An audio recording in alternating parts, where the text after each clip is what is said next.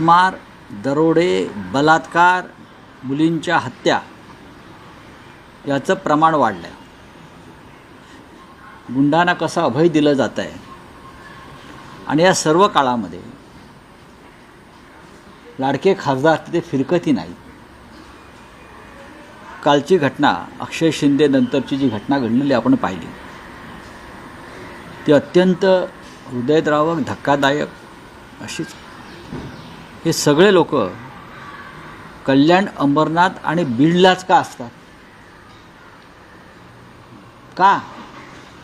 अक्षय शिंदेचं तुम्ही निवडणुकीपूर्वी एन्काउंटर केलं, तुम्हाला राजकीय फायदा हवा होता. आता हा जो एक नराधम पकडलेला आहे ज्याने त्या मुलीची हत्या केली, लैंगिक अत्याचार करून हत्या केली, लक्षात घ्या. त्याच्या बाबतीत देवेंद्र फडणवीस, राज्याचे उपमुख्यमंत्री, मुख्यमंत्र्यांचे त्या भागातले खासदार चिरंजीव गप्प काय? गप्प काय? हा पहिला प्रश्न आहे. बीडमधलं चित्र अत्यंत गंभीर आहे. लवकरच तिथे माननीय उद्धव ठाकरेसुद्धा परभणी आणि बीडला जातील. कधी ते तुम्हाला कळवण्यात येईल. बीडमधलं प्रकार जो आहे हा बिहारमधल्या अनेक जिल्ह्यामध्ये पूर्वी अशा प्रकारचा दहशतवाद चालायचा. गोपालगंज, बरं का, त्यानंतर पाटण्याच्या आसपासचे अनेक जिल्हे, आरा, अशा जिल्ह्यामध्ये अशा प्रकारच्या टोळ्यांचं दहशतवाद चालायचं. अपहरण, खंडण्या, हत्या, राजकीय हत्या आणि मग राजकीय हत्या करणाऱ्यांना संरक्षण. एकेकाळी बिहारचं चित्र होतं. आज ते तुम्हाला बीड आणि कल्याण, अंबरनाथ, डोंबिवली आणि ठाण्यात दिसत आहे. देवेंद्र फडणवीस यांना मी आज एक व्हिडिओ पाठवला आहे, आपण तो पाहिला असेल, आपने देखा होगा. आदरणीय मुख्यमंत्र्यांनी हे पाहावं की बीडमध्ये कशा प्रकारे गेल्या काही वर्षामध्ये हत्या केलेल्या आहेत आणि त्या हत्यांच्या मागे कोण आहे, हां, आणि कोणाकोणाच्या हत्या झाल्यात आणि त्या हत्या दाबल्या गेल्या, ते कोण आहेत, कोणी केलं हत्या, याचा एक संपूर्ण माहिती एका व्यक्तीनं दिलेली आहे. आणि मी तो व्हिडिओ सोशल माध्यमाच्या वतीनं लाडके मुख्यमंत्री आदरणीय देवेंद्र फडणवीस यांना पाठवलं आहे. आपण जर सच्चे गृहमंत्री असाल तर तुम्ही ह्या सगळ्या गुन्ह्यांचा तपास करा. त्यांना अर्बन नक्षलवादाची फार चिंता आहे. इथे अर्बन नक्षलवादी आहेत, तिथे अर्बन नक्षलवादी आहेत. मग बीडमध्ये कोण आहेत? हां, तुमची पोरं आहेत का? बीडमध्ये तुमचे जावई आहेत का पोरं आहेत ज्यांना अभय दिलं जात आहे? बीडमध्ये गेल्या काही वर्षामध्ये 38 हत्या झाल्या आणि 38 हत्या या राजकीय कार्यकर्त्यांच्या आहेत. त्यातले बहुसंख्य वंजारी समाजाचेच कार्यकर्ते आहेत. आपण पहा की माझ्याकडे माहिती होती की आज समोर आलेली आहे. 29 तारखेला तिथे एक मोर्चा निघतो आहे. त्या मोर्चाला राजकीय स्वरूप देता येणार नाही. हा सर्वपक्षीय, सर्व समाज पीडितांचा मोर्चा आहे.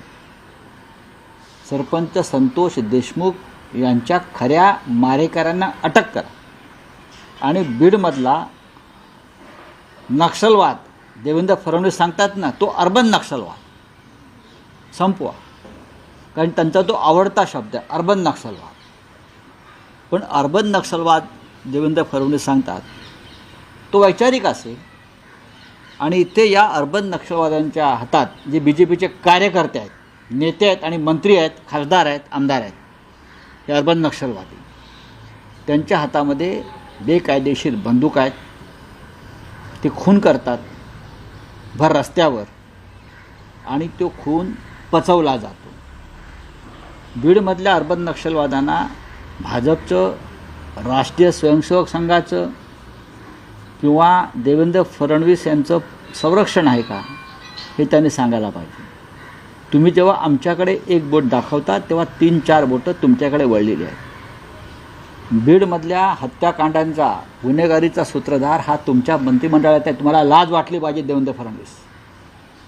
एक नाही 2 मंत्री त्या भागातले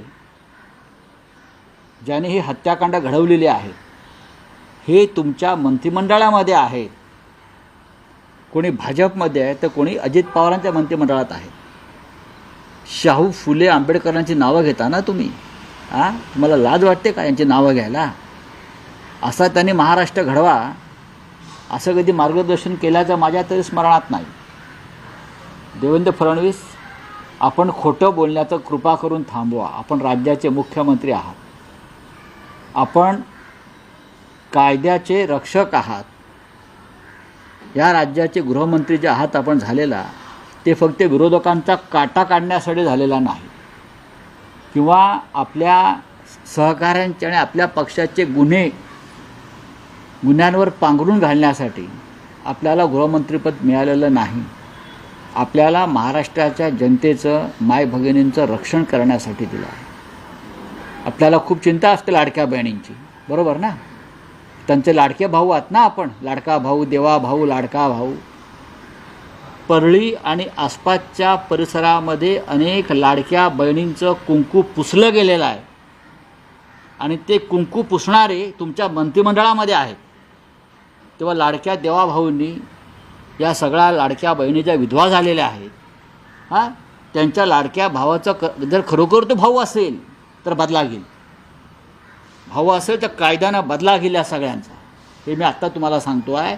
पण देवेंद्र फडणवीस असतील, अजित पवार असतील, हे सगळे लाडक्या बहिणींचं कुंकू पुसणाऱ्या अर्बन नक्षलवाद्यांना प्रोटेक्शन देत आहेत. चला, पर्यटन करू नका असं मुख्यमंत्री. पर्यटन करू नका. राहुल गांधी, शरद पवार तिकडे जाऊन आले. मग तुमचे मंत्री कशा करता गेले? तुमच्या मंत्रिमंडळातले मंत्री कशा करता गेले? कोठेवाडीला तुम्ही कशा करता पर्यटन करत होतात? आपण याआधी काय केलं? पर्यटनच केलीत. विरोधी पक्षाचं काम आहे. तुम्ही विरोधी पक्षावर दबाव आणू नका. विरोधी पक्षानं जर हा विषय उचलला नसता, संतोष देशमुखचा, सोमनाथ सूर्यवंशीचा, तर हे दोन्ही खून फडणवीस तुमच्या गृह खात्यानं पचवले असते आणि ढेकर दिले असते. राऊतसाहेब, बीडमधली जी परिस्थिती आहे संवेदनशील बनलेलं आहे. अनेक व्हिडिओ समोर येत आहेत की ज्यात तरुण रस्त्यावर पिस्तुलानं गोळीबार करत आहेत. अनेकांकडे शस्त्रांचे परवाने आहेत आणि अशा वेळेस हे सगळं प्रकरण घडल्यानंतर सगळ्यात आधी बीडमधले सगळे शस्त्र परवाने रद्द केले पाहिजे तात्काळ आणि शस्त्र जमा केली पाहिजे. बीडमध्ये माझ्या माहितीनुसार 1500च्या वर शस्त्र परवाने आहेत परळीतच, आणि त्याहीपेक्षा 7 ते 8 हजार बेकायदा शस्त्र तिथे आलेले आहेत आणि ही सर्व शस्त्र नेपाळ आणि बिहारमधून आणलेली आहेत. आणि त्या शस्त्रांचा वापर करून मंत्रिमंडळात असलेले फडणवीसांचे जे सहकारी आहेत त्यांच्या टोळ्या दहशतवाद निर्माण करतात. हे अगदी फडणवीसांनी मान्य करावं आणि स्वीकारावं. खरं म्हणजे मी कालही म्हणालो, राज्यघटनेमध्ये तशी तरतूद नाही. राज्यघटनेत तशी तरतूद नाही की एका जिल्ह्यामध्ये राष्ट्रपती शासन लावावं.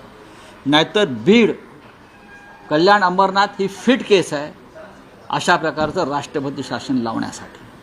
इतका भयंकर अत्याचार, शोषण, दहशतवाद या 2 ठिकाणी सुरू आहे. आणि महाराष्ट्राची प्रतिमा या 2 जिल्ह्यांमुळे अत्यंत मलिन होते आहे. हे देवेंद्रजींना कळलं पाहिजे, कारण ते राज्याचे आज मुख्यमंत्री आहेत. त्यांनी संविधानाची शपथ घेतलेली आहे सगळ्यांचं रक्षण करण्याची.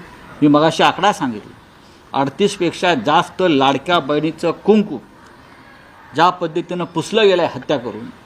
देवेंद्रजींना माहीत नाही, गृहमंत्री. बाकी त्यांना सगळं माहीत असतं. आमचे फोन टॅप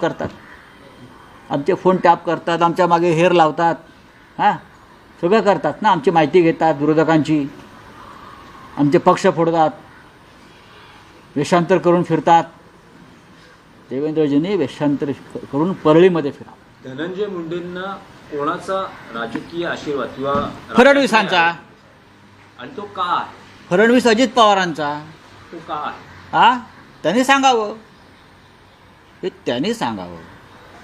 असं आहे की जर लोकभावना इतकी तीव्र आहे धनंजय मुंडे यांनी नैतिकतेच्या मुद्द्यावर राजीनामा दिला पाहिजे. मी नैतिकतेचा प्रश्न काढला. देवेंद्र फडणवीस आणि नैतिकतेच्या मुद्द्यावर मुंड्यांचा राजीनामा घेतला पाहिजे.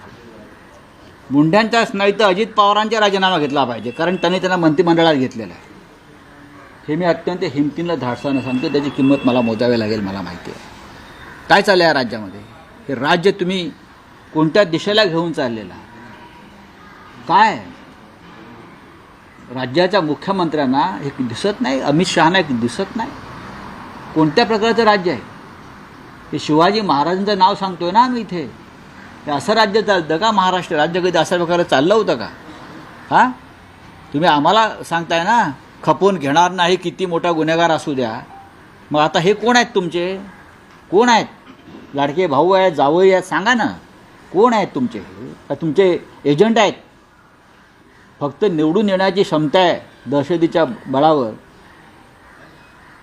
किमान 118 बूथवर धनंजय मुंडे यांनी मतदान होऊ दिलं नाही. हे तुम्हाला माहिती आहे का? व्हिडिओ आहे. परळी विधानसभा मतदारसंघातल्या 118 बूथवर